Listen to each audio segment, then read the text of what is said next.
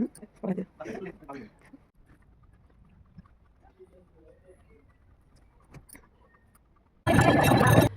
Friends, कैसे हैं आप सब। जय माता दी।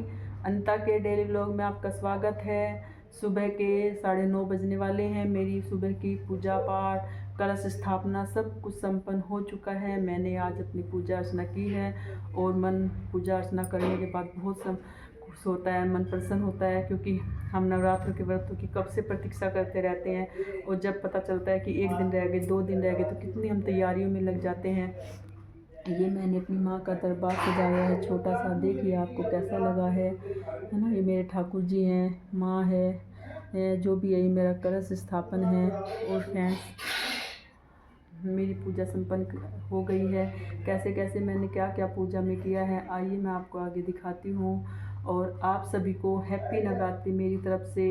फ्रेंड्स, जय माता दी, जय माता दी, जय माता दी, जय माँ दुर्गा, जय माँ तारा, दया निधि कल्याण करो, जय माता दी।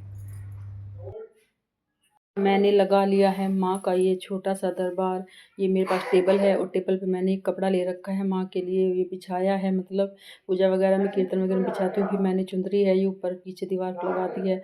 और जोत मैंने रखी हुई है, ये मैं गाय का घी यूज करती हूँ। वैसे मैं घर का करती हूँ, लेकिन इस बार हमारे गाँव में नहीं जाया गया ना, तो मैंने भी यही मंगाया है गाय का। और ये मैंने सारी सामान एक जगह रख लिया, फूल माला वगैरह, नवरात्र के व्रत की किताब, कथा, जो भी मतलब ज़रूरी सामान है पूजा का।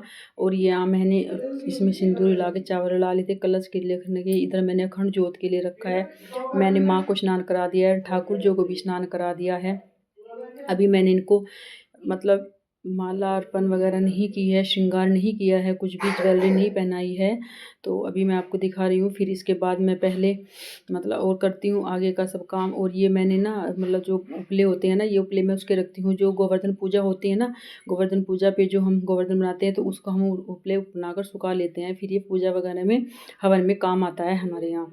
आप क्या करते हो प्लीज़ कमेंट में बताइएगा। और फिर मैंने थोड़ा सा उपला जला लिया, उसमें मैंने गूगल डाल दी, कपूर और 2 लौंग। इससे मैं पहले पूजा करने से पहले मैं पूरे घर में मतलब धुआं शुद्ध कहते हैं ना, पूजा करने से पहले हमें अपने घर को पूरा शुद्ध करना चाहिए। तो गूगल से हमें पूरे घर को, अपने रूम में, बालकनी में, जहाँ जहाँ भी जैसे आपका घर है पूरे में आप ये धूप दिखाइए। मैंने पूरे घर में धूप दिखाई है। उसके बाद मैं फिर अपना पूजा की तैयारी करने के लिए बैठ गई हूँ। और मतलब अखंड ज्योत मैंने जला दी है, कलश मैंने रख दिया है। अब मैं जो मतलब डेली सुबह शाम माँ की ज्योत जगती है वो जला रही हूँ। और आपको मैं बताऊँ, मतलब ज्योत तो हम जो अखंड ज्योत जलाते हैं ना, वो गोल बत्ती में हम जला सकते हैं। लेकिन मतलब उस जो हम बाती जलाते हैं ना, वो बाती हमें लंबी ही जलानी चाहिए। मतलब माँ के नवरात्रों में हम बत्ती को कहते हैं ना, कि जो बत्ती जलती है माँ की, माँ लक्ष्मी और जितने भी देवियों के मंदिर है, उसमें हम लंबी बत्ती लगाते हैं। और जो भी क्या नाम देवी, मतलब जैसे विष्णु भगवान हैं, तुलसी माँ है और भोले बाबा हैं, जहाँ भी मतलब मंदिरों में लगती है, देवताओं के मंदिरों में हम गोल बाती का प्रयोग करते हैं। पितरों की बाती के लिए भी हम उस लंबी बाती का ही प्रयोग करते हैं। तो माँ में जो मैं सुबह शाम का दिया जलाती हूँ, वो मैं लंबी बत्ती का लगाती हूँ। और मेरी पूजा वगैरह हो गई है। और मैं आपको दिखाती हूँ, मैंने माँ जी को कृष्ण मतलब ये माला, ये चुंदरी मैंने जो पहनाई है।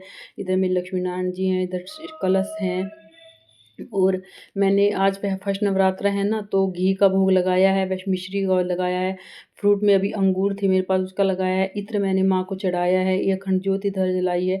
और ये धूप रखी हुई है। ये मेरे ठाकुर जी हैं, ठाकुर जी को मैंने उनका पूरा कर दिया है। और ठाकुर जी को दूध का और बादाम का भोग लगाया है। फर्स्ट नवरात्रि में माँ को घी का भोग लगता है। वैसे तो हम फल फूल कुछ भी लगा सकते हैं, लेकिन 9 दिन के 9 भोग होते हैं ना माता रानी के, तो इसलिए हमने ये पहले दिन हम लगाते हैं माँ को घी का भोग। और फिर उसके बाद हम लगाते हैं माता रानी को दूध से बनी हुई कोई भी मिठाई, या दूध का भोग, दूध की खीर का भोग, ये सब चीज़ लगाते हैं। वो हम दूसरे नवरात्रि पर लगाते हैं। और अब आ गई हूँ मैं, मतलब पूजा पाठ सुबह की सब निमट गई है। अब मैं, हमारे यहाँ मंदिर में डेली कीर्तन होता है, मैं अपने मंदिर के कीर्तन में आ गई हूँ। 3 बजे से यहाँ कीर्तन शुरू होता है और शाम के 6 साढ़े 6 बजे ख़त्म होता है। बहुत आनंद आता है यहाँ कीर्तन में।